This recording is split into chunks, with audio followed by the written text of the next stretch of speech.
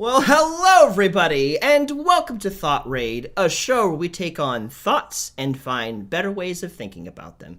I'm Brandon Brown, owner of United Gamers Nations and LA counselor, and with me today is the wonderful Tim Denock of Break the Meta and Life Coach. And we have a special guest, which I will be introducing in just a minute, but I am so excited for today. So, we're going to be talking a little bit about obsessive thoughts, about moments where there's just thoughts that are hitting you and they won't let you free until you check it once, twice, three, four. It just won't go away. And this is something that I'm specifically really interested in and want to learn more about. So I'm really excited about our special guest because I don't like specifically deal with OCD stuff, but I do oftentimes have thoughts that won't leave me alone.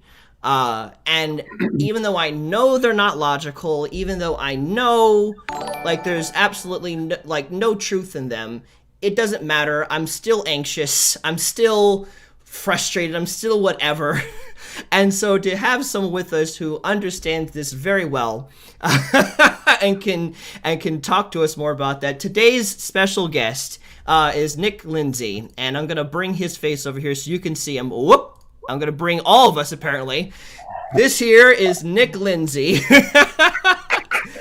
Hello, everyone. The man, the myth, the legend of the hour. Well, hopefully not the myth. The myth. I might disappear from this. No, we don't need you to. No, wait, come back. And so, Nick here. Now, I want to make sure that I'm getting everything correctly. So you've told me that you specifically have struggled with obsessive compulsive disorder, like having the desire to check on something like several different times and like different thoughts just keep placating your mind. Is that correct? Yes, it is indeed. That is the case, Brandon, and can't wait to share more and just discuss with you guys what that looks like, because it's not simply cleaning after yourself 3 times.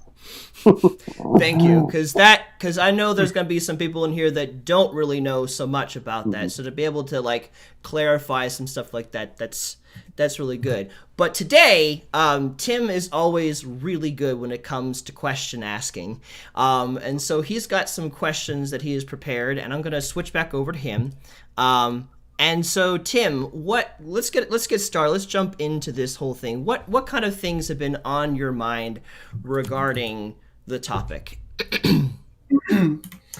Well, I'm just going to throw some stuff in chat real quick. When I think about OCD, it's a completely foreign concept to me because I guess the only thing that I'm OCD about is things like having my kitchen cleaned. You know, it's got to be clean. I hate having ants in certain things, or, like the fact that my collar is kind of off right now, like the white shirt is showing through. Stuff like that gets to me, but I'm not truly fastidious about stuff like that. But, I guess a thought that I have is when I think about OCD, I think about how rigid some people can be. And I'm just really curious. So I guess this is a question for you, Nick. Do you have more of an affinity towards being rigid? Or do you have more of an affinity towards being loosely serendipitous about arriving at conclusions? Thanks, Tim. That is an interesting question. I want to ask for one point of clarity, if I may. When you say loosely serendipitous, I'm just trying to remember the definition of serendipitous. It's where you're looking for something and you find something else. I guess it's more like engaging more so in the flow of doing things instead of having your ducks in a row and thinking A plus B equals C. Because I guess you can be OCD and be both ways, couldn't you? Right. I would argue yes to that. And for me, it manifests, okay, the short answer is both, but it's based on the situation that's happening. So, for example, an aspect of being loosely serendipitous, I would say, would come more relationally. So, whereas I have intense worry, and that worry is not just like, it's not like I'm upset, I'm afraid of that I may have hurt someone emotionally. It's more of a deep, basically, assumption in my heart that I have done that. and thus something is going to happen in their life negatively as a result. And I don't really have a reason to think that's true at all. Like, it's not rational, but I would say that's not so much rigid as it is just it's very abstract. It's like, oh, I'm going to walk away from this conversation having said something that was taken the wrong way or that hurts your feelings. But then it really gets to me at the core, and I'm like, oh no, it's going to lead them to think about themselves that way and possibly lead to patterns of self-harm. It is a spiral effect. The rigidity comes more so in circumstances of my own performance, and I want to do something perfectly before I try it at all. And it's a very intense obsession over what might happen if I don't. Those are examples. I can relate to that. I think that's kind of interesting. You talking about how it's deep seated, and you feel like you've actually done something when it's not just a consideration. So I guess like I got tons of questions because, like I said, this doesn't really compute to me. I mean, maybe in some regards because we all have OCD or we have spiraling thoughts when it comes to insecurity. But do you think there's a relationship between OCD and insecurity, or maybe possibly just trying to control others? I think there is about a 200% relationship, so more than completely. And by that I mean that in my own life, I have experienced. To give context, I've experienced some version of what was basically diagnosed to me as obsessive-compulsive disorder by my doctor. And I say basically diagnosed because I didn't have a conversation with him until about 4 years ago, like asking that question, hey, do you believe that I have this? Here is the symptoms. Because for the first 10 years or 11 years since adolescence, I just really didn't think about what was going on. I just knew that it was happening. So that being said, I experienced a lot of insecurity going through middle and high school, particularly, and I know a lot of kids do, and a lot of people do. But that being said, mine was very much more. I would nitpick little details about myself and obsess over those things, and it could be anything from my appearance. When in middle school, maybe it was my acne, or in college, it might have been I'm fairly slim. I'm not the most buff guy out there. So I'd pick that apart, and then I would compulsively want to make sure that other people did not view me in a negative light. And yes, it does lead to trying to control others at times, because you want to manipulate the circumstances so that people see you at your best, because if you don't, everybody's going to leave you, is what my mind tells me. Everybody's done with me. I've somehow offended them, hurt them, or I'm just not up to the standard. And it's an obsession. It seems like thinking that way, it would be really easy to fall into the different banks of extremes when it comes to reconciling things, especially with relationships. Do you think it's necessary or harmful to assign the OCD label to the behavior? Because, I just thinking about it, like, whenever I talk to my clients, like I've got one right now that I think is ADHD, and he's never been diagnosed with ADHD. And I'm just thinking about clinically diagnosing somebody with that stuff. You're going to deal with the behavior one way or the other. Do you think it's helpful to be diagnosed? Because you said that you didn't receive that prognosis or whatever.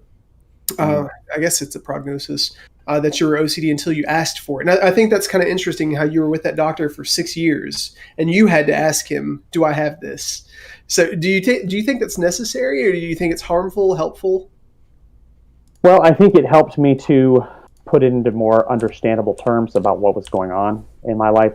Here's the reason. And see, the thing is, it's not that he didn't know the circumstances that were happening in my life. I didn't tell my doctor about them until about 4 years back. So it wasn't something I thought I needed to share with him because it wasn't affecting my physical health. It was affecting my mental health. But for about 4 years ago, I was getting ready to finish up my undergraduate degree, and I started to understand more about mental health and the importance of knowing your mental health, because I saw people around me that were in pretty dire straits. They were in bad mental places, and I could relate on some level.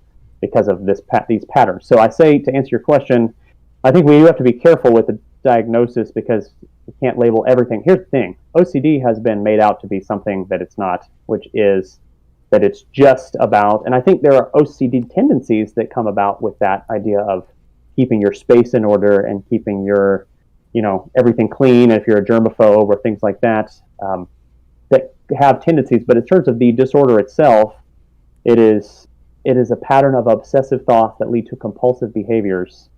And if you have obsessive thoughts about keeping your space a certain way, and it leads you to compulsive behaviors, and it hinders your joy in your life, I would argue you probably do have OCD, but we can't label everything that, I guess, is what I'm going to say with that. But it helps me because they're so blatant every day that I know that it's something that's an imbalance in my brain.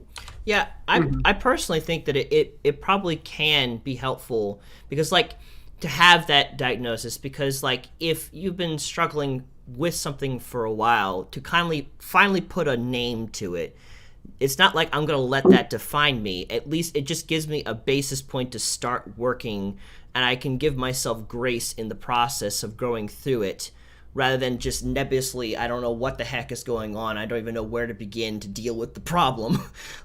Now I know, because,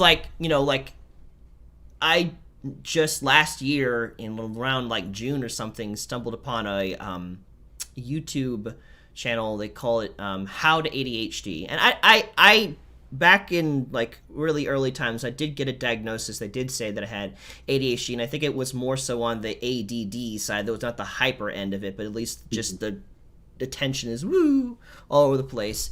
And so, when I encountered this YouTube channel just last year, and I saw the struggles that she was going through, and I could hear, I understand, I relate, oh my God. It was just wow, now I understand, and now I know how to get, I'm not, because the before seeing that, the problem, the thoughts that go through my head, I'm lazy, I'm procrastinative, I'm letting fear control me, whatever. And so I had all these nebulous feelings towards me when I found that this was all linked specifically to ADHD behaviors and stuff. It's okay, now I have a specific giant to slay, and I have an idea of how to take down this thing, rather than it's 5 different possible things and all of them are negative and they're all about me. It just kind of put into focus the issue, and now I've been developing tools to help me focus and to get things done and to work around it. I'm not staying stuck with the diagnosis. I have tools to overcome it. Whether or not it ever completely goes away or not, I don't know. But at least I know how to work with it, and not let it control me. Yeah, of course, absolutely. So Seth just said, I was never diagnosed until I was 27 with ADHD. I don't take medication for it because it isn't severe. It was nice to understand and visualize the problems that come along with it. And that makes sense. With a lot of my own personal problems, identifying what the problem is so I can fix it just makes a lot of sense. Nick, I'm really curious, from your perspective, what do you think is the difference between somebody getting a diagnosis for something like OCD and I guess having the heart or having the belief or just the choice or the intentionality to take action to fix it? What's the difference between that and somebody using OCD to kind of make excuses for their life? Sure, that's good. And I will say this, I mentioned having not shared with my physician until about 4 years ago, but I had brought other people into the fold on this subject. So I'll say this, that I didn't want it to be something that, because for a couple of years at the beginning of my undergraduate experience, it became very severe, and it actually took on a specific form that I have learned is called harm OCD. So you obsess over having possibly harmed someone. You think you might have. You don't know why, but you think your germs got on somebody and they got sick, and you might even go so far as to think that they might die because of it. And it's just your mind upset. My mind obsessed over those things, and I would be driving. This was a few years after getting my license, and so I hadn't had any accidents or anything.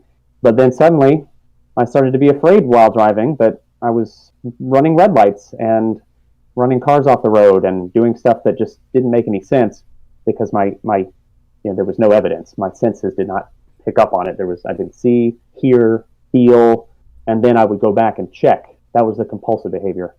Check the road, check the spot. And that would make me late places and things like that. And it was really terrible. And I knew that if I didn't bring people into the fold, then I could, first of all, I could go crazy or something. That's what it felt like. And just have to some days I'm like, do I need to just live in isolation? Is this just going to be the end for me of a normal life? But then I realized you bring people into it. They can help. First of all, they can speak rationally to you, compassionately. But I do think there's a tendency to make an excuse for, well, I'm not going to, I'm just not going to go to work today. Because I'm just going to be afraid on the road. I'm not going to call, my grandma because I'm afraid I'm going to hurt her feelings. Mm-hmm. And you might not mean to make excuses just so you can be selfish with your time, but I think that it can lead to that, and while your mind is all messed up, you're also able to be justify just, sitting around, not being productive or things like that. So I think the risk is there. That's interesting. And I know it spills over into relationships too. Because how a lot of how we view ourselves is how we view other people. I mean, like that verse that says, love God with all your heart and love others as you love yourself. And it's like the way you view yourself, the way you navigate holding yourself accountable or, holding yourself under the thumb of oppression and condemnation and stuff. We do that too. So I guess the next question that I kind of want to explore is, how does OCD influence how you view and respond to the shortcomings of other people? Wow. Okay. So, well, for me, my obsession is that my shortcomings are simply more abundant than other people's. So it starts with that. But it also, in my case, it has led me to really value deeply when others share their shortcomings with me, because I want to be able to, endeavor through life with others, knowing our weaknesses. And I think that scripture that Paul says about boasting in our weaknesses is really valuable, essential, and to really, obviously, if you boast in your strengths all the time, that would be prideful, and we don't want to do that, but because it would, not lead us to really go to Jesus with with our every need. But when you recognize how weak you are, and with me, my mind, it was overtaking me for a while. It was really debilitating, and it was affecting my desire to be in relationship with other people because I was just afraid all the time of what I might do to hurt them. And so I really appreciate when other people, and that's why I'm open with this, because I want others to open up about the things that plague them and the weaknesses that they have, because we can really band together in that. And so for me, it helps me see the weaknesses of others or the shortcomings as valuable, as something that is part of their story and that shapes them. I like how you looked at this question, and how, because of what you particularly deal with, you really value when other people are talking about what they're going through, because you see, in a way, almost your problems as more, and all that I relate to that so much, because in my life, my first thoughts, I'm the kind of guy that if I fail, I failed. It's not a matter of, oh, this person did this to me and that person did this to me, and it's all external and never me. Not how I am. So if the question is God good? Yes, absolutely, God's good. Can he take care of me? Yes, he can take care of me. However, there's a thing that I've had to fight so often is can God take care of me if I am not doing this or this or this? Because of course God can take care of me, but what if I am living this small, minuscule wrong thing, and so God cannot bless me, not because he's unable to, but because my life will literally prevent him from being able to bless me because of this sin or whatever. And in the same way with people, like, my first go-to thought is not, man, that person really hurt me or something of that nature. My first go-to thought is, man, I really feel insecure in this moment. I hope my insecurity doesn't push this person away. You know, I'm not looking at what they did wrong, and they very much so did something wrong. I'm already internalizing and like getting really hard on myself. And I forget that there even was a wrong done against me, and now I'm just stuck in this confusion and anxiety, and I can't break out of it because I'm so self-centered in that moment of like, what did I do wrong? What did I do wrong? What did I do wrong? Sure. I just broke out of one of those loops today. I just broke out of one of those loops today where I had to recognize, Brandon, there was some letdowns that happened to you. It's not all on you. And and once I was able to recognize that, I was able to hear what God was saying to me the whole time, but I was ignoring it because I was so hyper fixated on my part in the matter that cause for me, the concern that I have, I've grown up until college. So the first solid 19 years of my life, roughly 18, 19 years of my life, I moved around a lot. Like we not as much as like an army kid, but like I moved around. Like I went to a different school every 2 years, and except for high school, I've lived in 5 different houses. I lived in different places. And so making friends, and then I was born in Florida, but we moved up to North Carolina.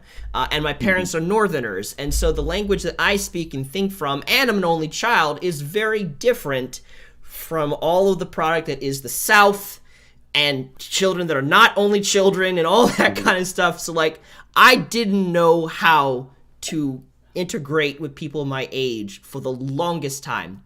And so that brought about me trying to interact with people, but them feeling uncomfortable because of my obsessions in some areas with video games, or somebody didn't quite get it, or like I wanted to do things my way, and I didn't really have as much flex to what they wanted to do, and I just didn't really know how to do that. And so I lost a lot of friends early on, and I had maybe like one close friend every couple of years, and then they would fall away, and that was it. And so I went through this cycle of lack. And so when I got to college, that started to shift for me. Like right around 17, 18, I fully committed my life to God, like intentionally committed myself no matter what to him, and God began to just lavish me with more and more people. And so like all of those insecurities got laid over, but they didn't get dealt with. They just got laid over with a bunch of friends. And so when the pandemic hit and some of those friends kind of went away because of reasons, or they got married or whatever, the insecurities were still there. And now they're coming back up again, and now God and I are dealing with them. And not only with just the lack, but also just other areas of like these obsessive thoughts that like, if I feel a temptation, if I feel insecurity, this clearly must mean that there is something on the inside of me that's wrong, and I have to deal with it, because if it was dealt with, I wouldn't feel temptation, I wouldn't feel insecure. And so I get stuck into these spirals of like, what's wrong with me? What's wrong with me? What's wrong with me? What's wrong with me? And God's been like, it just with the past couple of months, we're just talking like January, February, December, maybe. He's just been finally getting through my thick skull that like, maybe Brandon, like what you are feeling right now has nothing to do with something that's wrong with you, but that's just a feeling. And you don't have to like sit there and accept it and like lose your peace over that. And and I've been getting it, but like just like yesterday and today there was some new things I had to deal with all over again, and God's like, it's just a storm, and I'm like, God, why does the storm keep happening? Shouldn't this storm be done? And he like spent like 30 an hour, a long time, like trying to, it's a storm, Brandon, calm down, it's a storm, like, but this, but that, but this. So Brandon, let me jump in real quick. Okay, go ahead.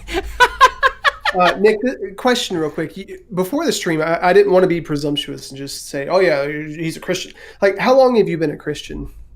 So I've been actively following Jesus for 7 years. And I say actively following Christ because I grew up in the church, but would not say I had an understanding of the gospel in all of its fullness until I was 19. So that was perfect. 7 years ago. Because that's kind of where I wanted to go. I'm really interested because I've noticed with people that have so much internal thought, and, the spiraling thought and the circular thought and stuff, it's already hard enough a lot of the times amidst, our culture and, especially Christian culture mixed with American culture to understand what God's voice is saying or what it even sounds like.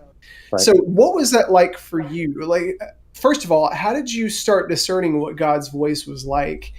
Second, how did you start understanding that he's kind and he's loving and he's not all these self-deprecating thoughts that you were thinking about yourself? Like, how did you reconcile those apart from one another?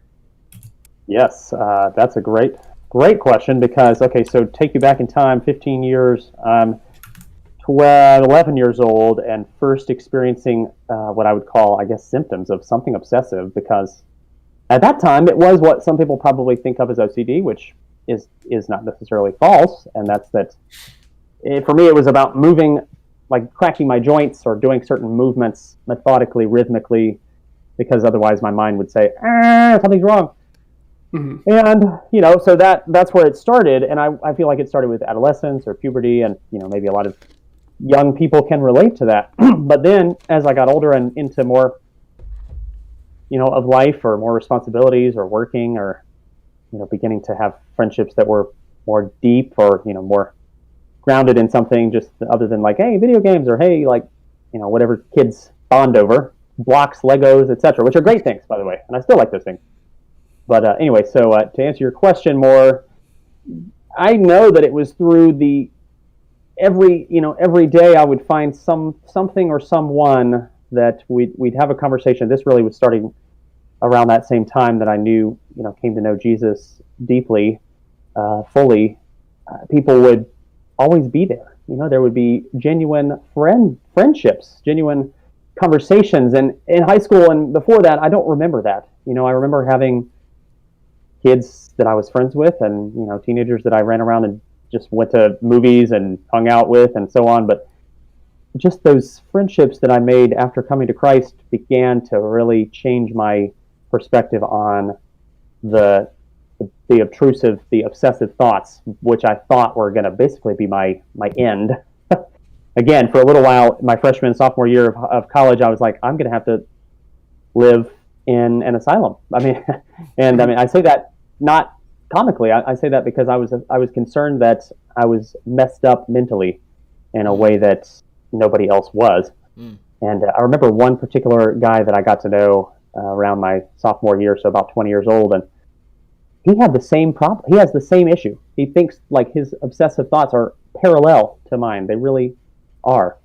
And I was shocked, blown away that I was talking to another person that had the same obsessions over bringing harm to other people somehow, some way, just because I sense I exist.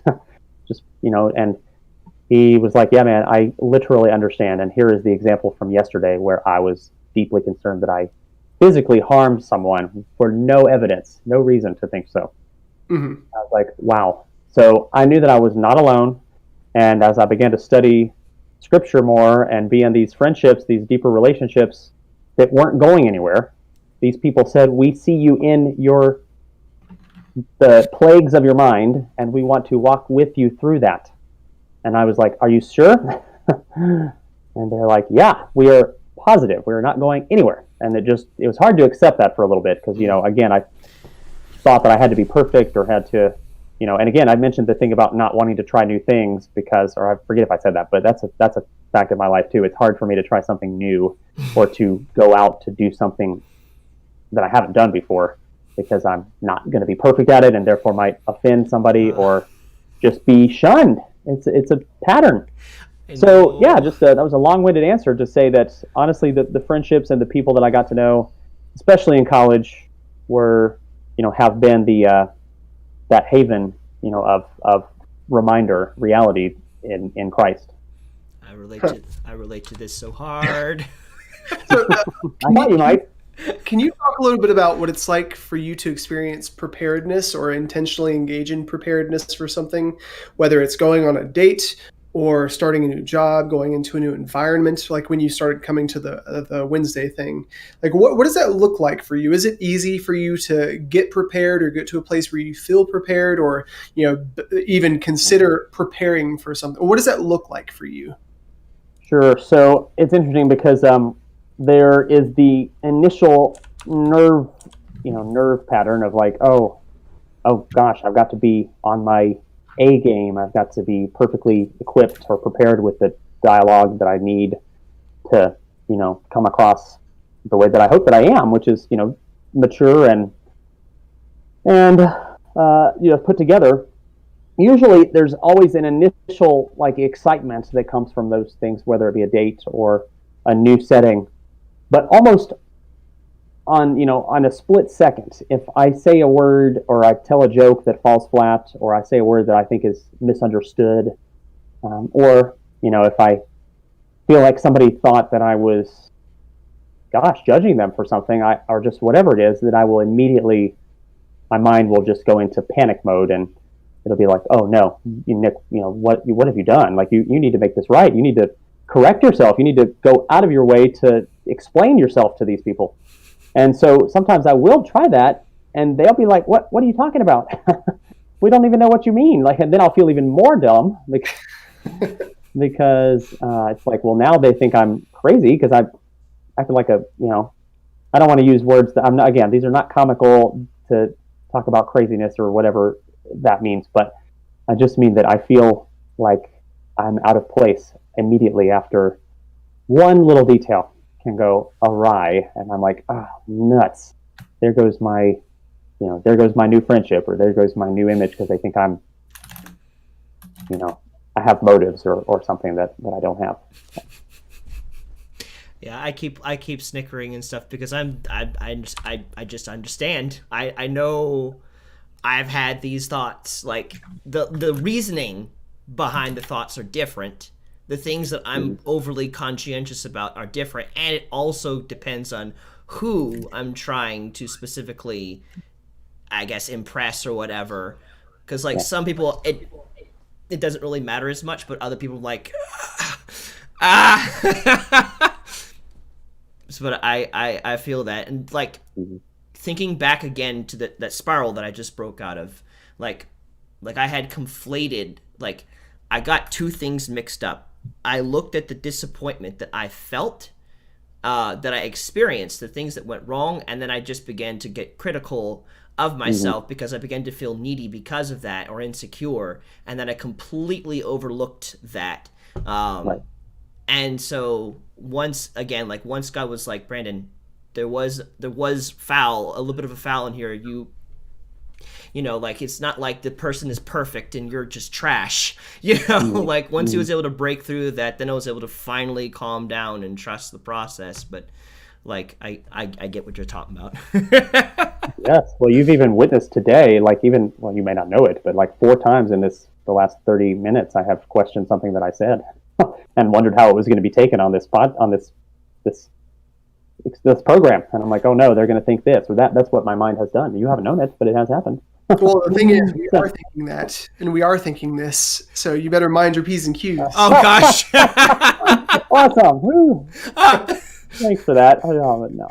So, you talked a little bit about your past. You talked about how you started hearing God's voice, but, at some point you became aware of what you were doing, and you had to insert some level of intentionality in there. So what was the catalyst that inclined you towards being intentional about how you engage your thought patterns? I would say that catalyst came. It definitely came in college, and I would argue that I went to UNC Greensboro here. Well, I'm in Greensboro, so here in Greensboro, and I would say through. All right, so as I moved into more of a leadership role with the ministry called Crew at UNCG. So Crew is a large nation and really worldwide Christian ministry, and chapters on college campuses everywhere, really. And so as I moved into some leadership roles there, that I felt pretty inadequate to take, largely due to this same conversation that we're having. I realized, God, and I started to see and hear teaching on God's appointing people to various roles that really they did not feel prepared for it, or equipped for it.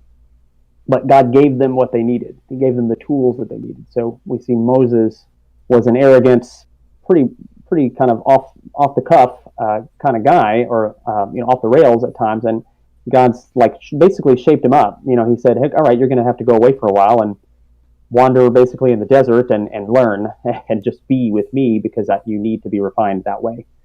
And so that's one example. And then Moses was equipped to lead the people, out of Egypt. And other examples, David was a shepherd boy, basically, who killed Goliath with a slingshot because God was with him. So, we see examples throughout Scripture, and even fast forward to the New Testament, we have the disciples of Christ who are ragtag team of fishermen and carpenters and tax collectors, and you're like, okay, well, these people weren't exactly revered in society, and so they weren't traditional big shots. In fact, they were nobodies at first. So I just think it matters not how much you have. Suffering is not to be overlooked, but it is something we can rejoice in. But how on earth do we do that when our mind is ravaged by thoughts that are not enjoyable? So I think that part of that is the catalyst was recognizing, wow, we all deal with some degree of suffering. Some people have more outward suffering, and by that I mean death in their family or loss on the surface. But we all have core level brokenness, and nobody's is better or more significant or less significant than anybody else's. So with that, because I thought for a while that my suffering was unique because nobody was going to understand it, when people did start to understand it and wanted to walk with me through it, it made me want to walk through it with them. And so I was like, okay, how do I help you? And I started telling people, you need to engage these thoughts. And I'm like, wait a minute, hold on. Where did that come from? I need to be doing that.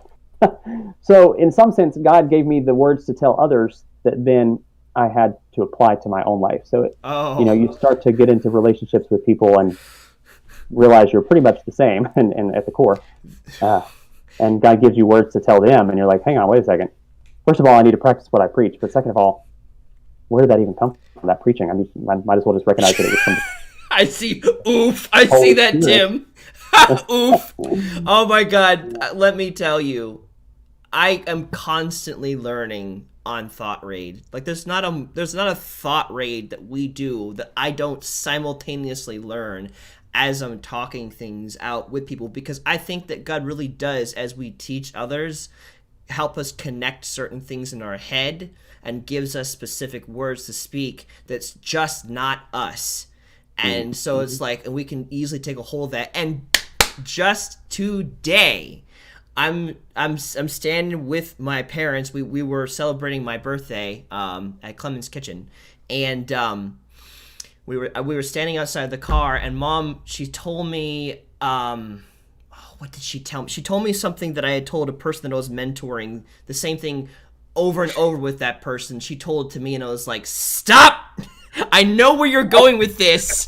I have told this person I've mentored this time and time again. I don't need to hear my own advice coming back to me. How dare you? But it's so true. I wish I could tell you in the moment what it was. I have the frustrating thing with me, I have really good emotional memory. I can remember the emotion I felt way back when, but can I remember why I felt it or what happened? No, I don't remember what was said, what was done. I just know that I felt something, and it's just like an elephant. I never forget the emotion that I felt. But one of the things that I wanted to say that is really like helpful for me, and may help you, is that God does not judge us based off of what other people are doing. I think one of the things that I have struggled with is comparison. And like, I look at the people and their finished product, people that have been years ahead of me, and I'm like, I'm so far behind in this, and like, I'm never gonna match up. But like, God's been teaching me, one, that his yoke is easy and his burden is light. And so whenever I do know that I got something from God, it's always a lot simpler than what's in my head. And so I know that when he does actually like judge us, it's, did we do the thing that he gave us? Like, were we obedient in that thing? And if we are, that's all that's really important. Are we doing what he told us to do, and are we doing it to the best of our ability? If the answer is yes, you're going to be just as rewarded as the person who's way up there doing so many other things, because in fact, they might actually be judged worse than you because they might be doing things they're not supposed to do.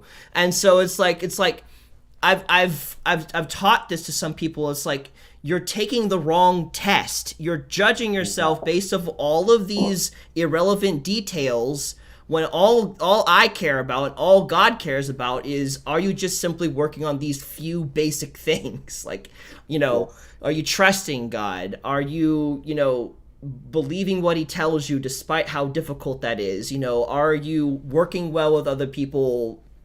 Whatever, just basic things. Like, not are you producing perfect work and reaching 5,000 people per day, or whatever ridiculous standards we hold ourselves to. Sure. It's true. Yeah, absolutely.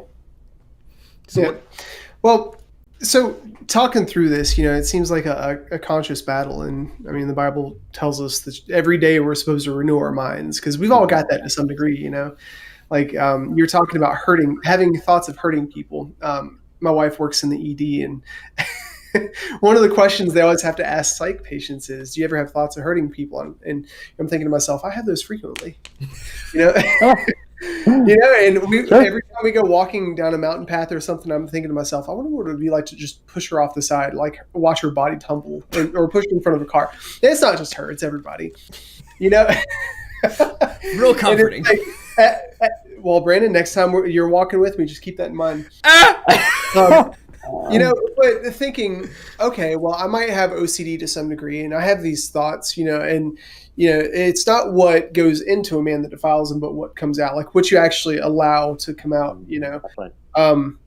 Some people can get stuck before that process of realizing, oh, I'm not that. So, like, how do you find peace in the midst of active OCD patterns and behaviors? Yes, good question. I would say that basically when the thoughts come, so the main path to peace, which is not something I do every time, although I would like to be at that point, and I'm praying for that, but that's taking the thought captive right away and saying, okay, this is not from God, this is irrational, and not just irrational, but it's just from the devil. So, if you can kill it then, that's the best case scenario for peace, but obviously it's not always that way.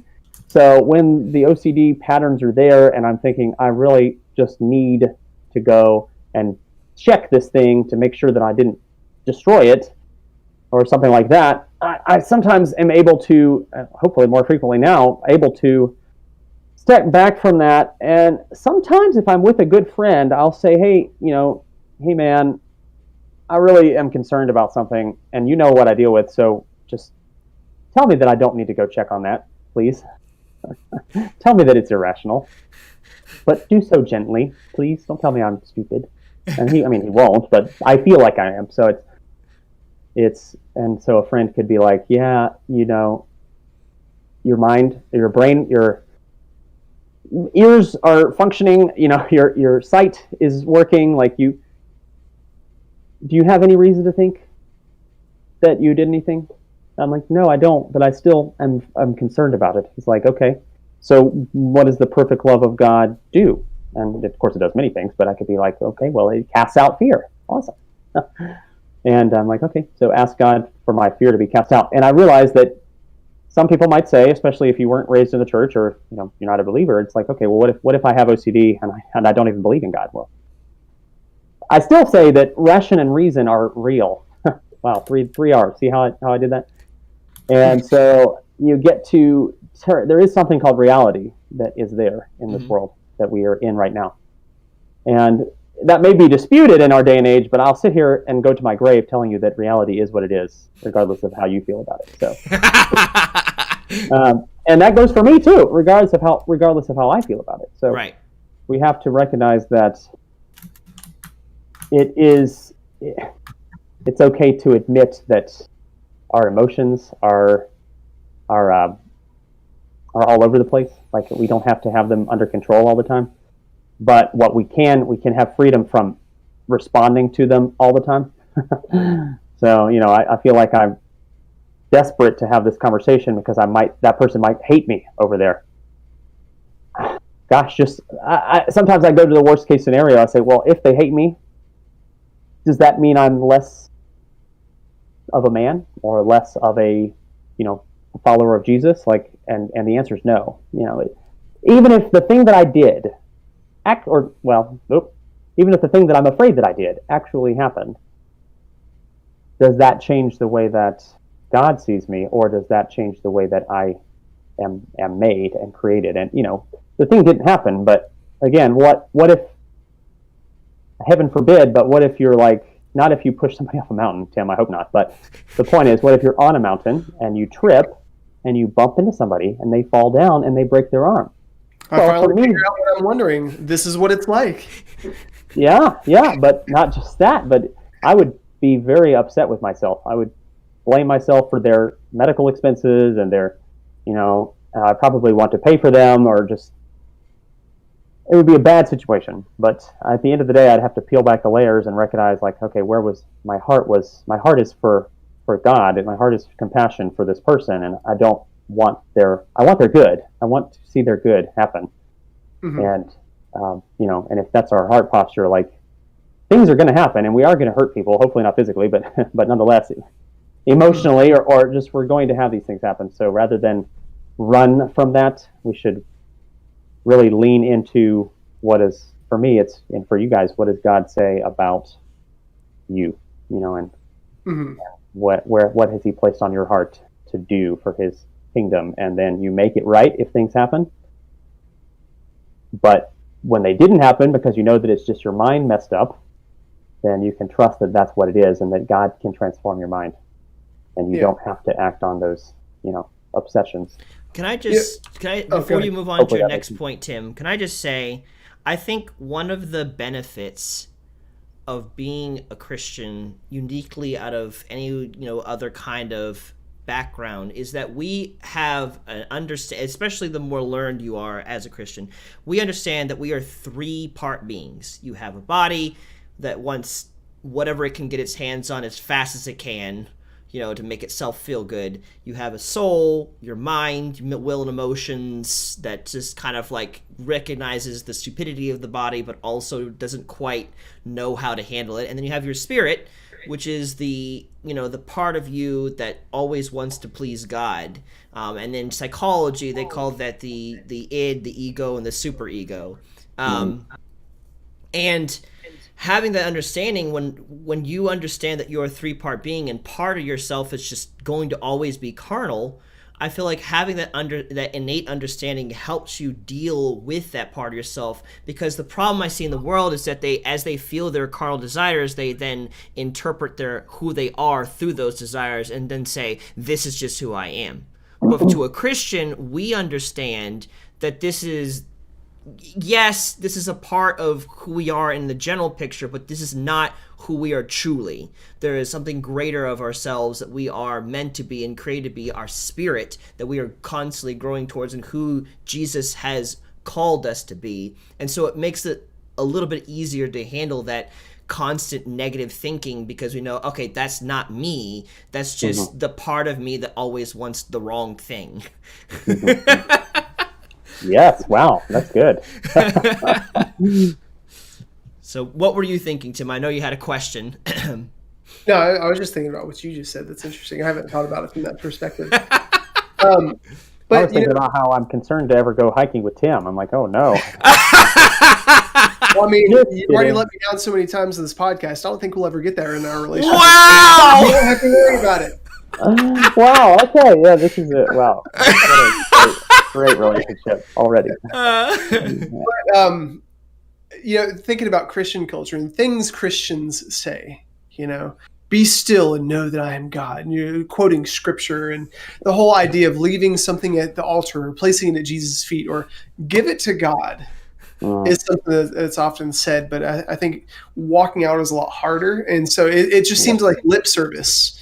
And it seems like cheating when a Christian says that to somebody who's hurting or is going through something. So I guess this next question that I threw in chat, it's more akin to the idea of surrender and what that looks like, because that's essentially what that is, giving it to God. Does it get easier, Nick? Like, how much of it is you and how much of it is God, really? Well, yes, thanks for asking. The first thing I'll say there is, in a sense, it is cheating to only say that to a person who is suffering, because that is the truth. But God, I don't think that God would have us stop there. Yeah.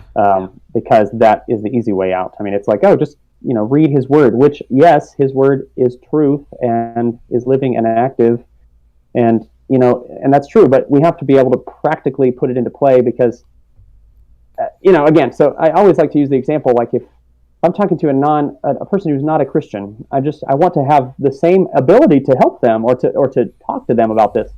So, but I would argue that it really is. It makes one. I would hope it makes one want to consider what it means to be a Christian and follow Jesus, because this is difficult to deal with, these thoughts, and not just OCD, but any type of mental, whether it be disorder or pattern of thoughts or whatever it is very challenging to someone, because it just is always there. It's like it's a prison. Like the topic of this session is breaking out of prison. And so that being said, for me it has gotten easier. And I don't know, I think I'd say it's 100% God now, but I would say that God has empowered me to, again, be open about it, to be honest, because you bring things out of the shadows, and then you can actually deal with them rather than you hide secrets. And that goes for anyone, secular culture or in Christianity. It's if something's hidden, it can cause a lot more damage than if you bring it out. You confess it, and I don't just mean confess it to God, like if it leads you to sin, but I mean like just confess that it is something you deal with, and not be ashamed of it. And so that to that end, it is me confessing it to others and saying, hey, I deal with these strange patterns of thoughts that not everybody can relate to, but at least I know you can relate to something, some kind of anxiety or suffering, and then, in my opinion, it gets a lot easier when you start to, just dig in with others. And I think God is doing all of that work. So that's why I say 100% God. But in terms of what it looks like to you and me, it is about sharing it with each other and being very specific if necessary, and saying, hey, I know this seems irrational because it is, but I need you to tell me that it is, and I need you to be compassionate with me about it. Yeah.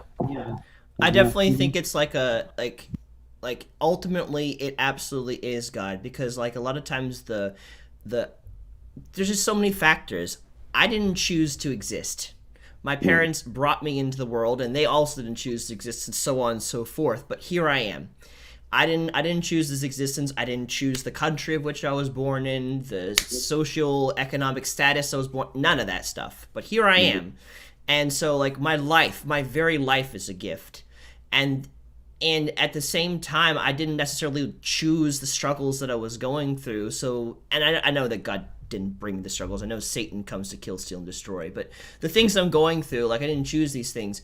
But I do, like, as much as it is God every step of the way helping me, I have to still, at each checkpoint of him helping me, choose to either I'm going to believe him or doubt him, to move towards that direction or go in an opposite direction.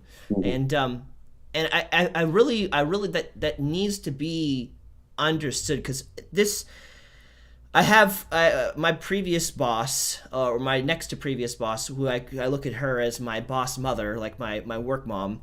I love her to death, but she's told me this before, like, you have this your natural baseline of who you are, like your core values and never change and stuff. But that's never sat right with me, because every day I have to make the decision to either believe the lies or accept them, and every day I have the option to just regress and just go with the anxiety, never do anything about it, go wherever my whims lead me. I have that every day. Every day I decide instead I want to believe what God says, because I've tasted and seen that he is good, and what he has to offer me is good, and he has my best in mind, and that I can trust him. And so I choose that because I desire greater, but I still have to make that decision. And sometimes I don't want to make the decision. Like, when I'm in a really bad state of mind, sometimes I play around with the thought, what if I just walked out in the middle of the street, let myself be run over? I've had thoughts like that sometimes that I've had to deal with when I'm in a really bad space. I could just do these things, right, but I've made that decision to go in a different direction. I've chosen to line my free will with what God said. But at the same time, all the things that I have, that's God. God bringing to me the understanding about things, the conversations I have with him, people speaking into my life, the wisdom that they have, all of that I really believe that that's come from God in some shape, way, or form to help stabilize me when I'm Jenga. Just any moment I could collapse. Towers coming down, right? So, yeah. Well, I got one more question to wrap up, but do you have anything before I drop that one, Brandon? I that's what I currently have for the moment, so go ahead. Okay. So, we talked about our part in it and everything, and, the thought process behind it and reconciling God and all that stuff. But what about people engaging with others who have OCD? Because I know, since I don't do it and I don't understand it, it's hard for me to have empathy towards it. And when I engage with people who are circular, I'm like, well, the answer is really clear. Just stop doing the thing, just stop. You know this. Yeah. So, like, what can people do to communicate well or show empathy towards people navigating OCD behaviors? Sure. That's a great question. Well, first I'll say, I want to preface also just something after something Brandon said, but yeah, I get that exact kind of thought process that can happen when you're kind of at the end of your rope that day, and you're like, well, I could just take myself out and stop dealing with this. But here's the thing about that: God created you for a purpose, and that's one of the. Once again, I won't stop there by saying that, but what I mean is that there are people that love you. There are, and if they're not, then you should find some, because you can now. But I mean that. There are people that will love you. Let me put it that way. There should be already those people, but I know some people are really in a bad place and feel like they're on their own. But you can find people that really do want to walk through with you in life and bear burdens with you, and that makes all the suffering worthwhile. Because, and honestly, even if we were on our own, we have the Lord, which Jesus Christ is with us and walking before us, and he knows our suffering because he was crucified and died and had to go through that without deserving it. So, all that to say, I just want to make that point that there's always a reason to keep going. Literally, there's always a reason, because by overcoming, by recognizing that there's something out there that's greater that we're moving towards, but we don't want to be preemptive with it. We want it. I believe trusting in God is much better than thinking that my timing is good, because I'm wrong all the time about my timing. So anyway, God's perfect timing is, I hope, not taken lightly by anyone, even if you're struggling with it, because it will come to pass that that you'll see the light at the end of the tunnel. It just may take a long time, but I know that I see the light and it may be dim some days, but by persevering and being able to share my story with others, I see people light up. I see people come out of their shell because they know that somebody can relate to them. And I've lit up when other people have related to me, like that guy that I mentioned. It's amazing. It transforms your existence, even if it's just for a minute.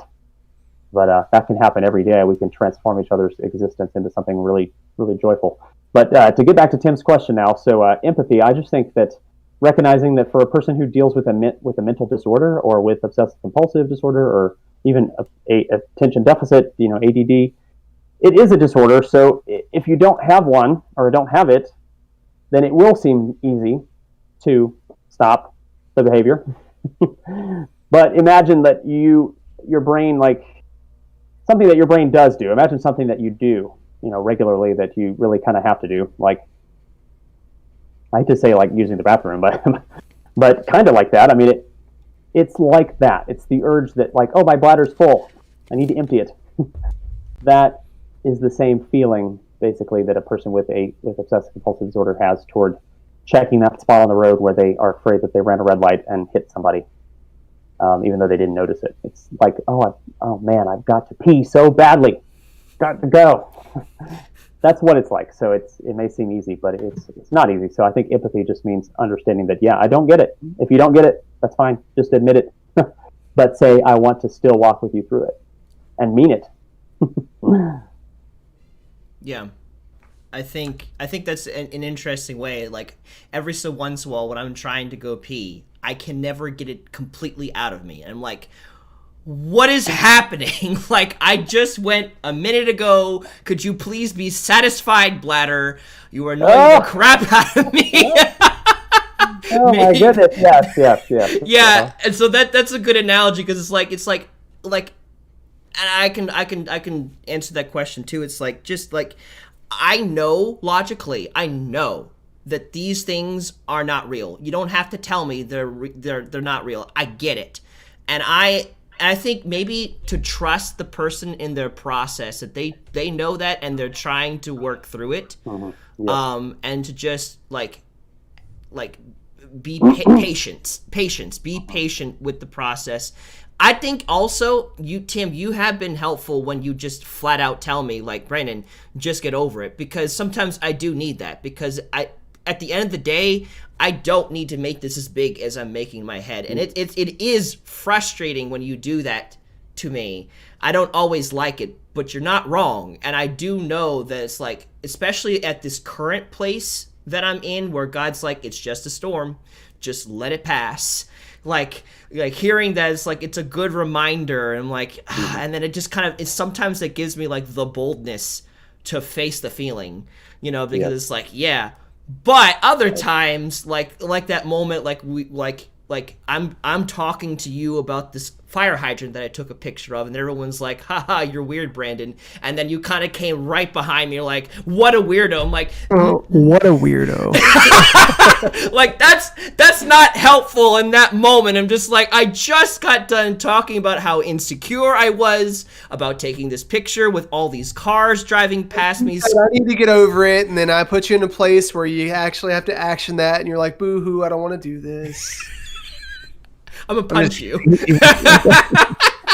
But now, this is me. This is years of me getting over insecurities. It's like, now I'm okay with, like, let's get physical. And then I never actually do. But anyways, but like, it just depends on the moment. Sometimes I just need patience, and just someone to listen to me. Right. You don't even have to understand. Just let me speak, because like I am an external processor, so things make sense in my head one way, but then they don't make sense once they come out of my mouth, and then I realize, oh, that was a stupid thought. Didn't have to tell me that. I already could feel it because of the emotions connected to it, that this was probably illogical. I just need you to hear me. That's it. Yes, for sure. And for the record, everybody watching, we are not advocating that you, next time you have to pee, that you recognize it's fake, because that's actually very real. You need to That's really yes. Yeah. Your body will respond poorly if you don't. So, from what I hear. So. I love it. So, Tim, do you have any other thoughts before we close out or anything? No, I think I'm good. All right. And then, Nick, do you have any final thoughts before we close out? Oh, no, I just hope that, if anybody wants to reach out and talk, I don't know if that's a dangerous thing for me to offer, but it's something I'm willing to do. So. I'll tell you what, if we get anybody who's watched this video and they have a question or something, we can, if you're okay with it, we can send the question to you, and then we can then respond back to that person, whatever, kind of response you have to their questions.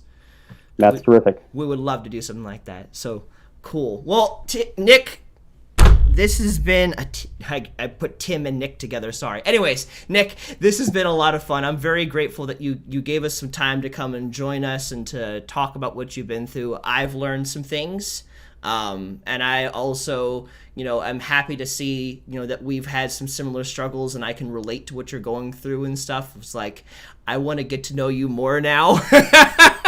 And I already really wanted to before. So I appreciate that. Yeah. I had a lot of fun. So thanks for Brandon being with and Tim. us. I had a great time as well. So thank you both. It's finally over, and I don't have to talk to this guy anymore. Thank God.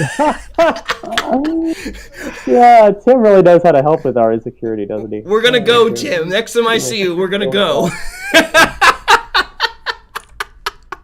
All right. Well, I want to thank you guys for watching. It's been a lot of fun. We broadcast every week on Mondays, Fridays, and Saturdays at 4 p.m. Eastern Standard Time. And we will be live again this Monday at 4 p.m. and we'll be talking about things that we're currently processing through. And I think this week is my week, so I'll be talking about what I'm going through. So we will. It's going to be porn. No, it's not.